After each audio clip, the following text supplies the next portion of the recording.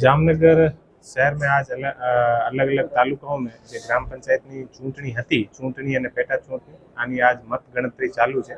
जामनगर जिला में टोटल 6 तालुका में 187 जे ग्राम पंचायतनी चूंटणी अने पेटा चूंटणी हती आनी मत गणतरी अत्यारे चालू है અને દરેક જગ્યાએ સરસ રીતે પોલીસનો બંદોબસ્ત ચાલુ છે અને જે દરેક સેન્ટર છે આને બહાર ગામડાઓથી ઘણા બધા લોકો આવેલ છે અને કોઈ પણ જગ્યાએ ટ્રાફિક જામ ના થાય અને કોઈ પણ જગ્યાએ જે રેલી સરઘસ જે પણ હોય આની તુરંત પરમિશન મળે અને આને શાંતિપૂર્ણ રીતે પૂરા થાય એટલા માટે દરેક જગ્યા સરસ રીતે બંદોબસ્ત ગોઠવવામાં આવેલ છે।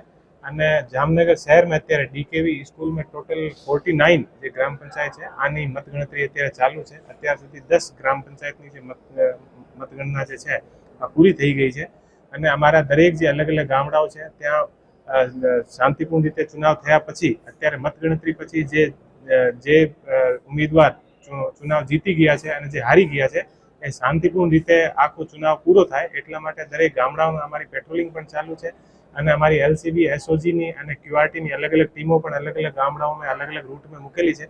કોઈ પણ જગ્યાએ કોઈ પણ જાતની પ્રોબ્લેમ ના થાય એટલા માટે પૂરતો પોલીસનો બંદોબસ્ત છે।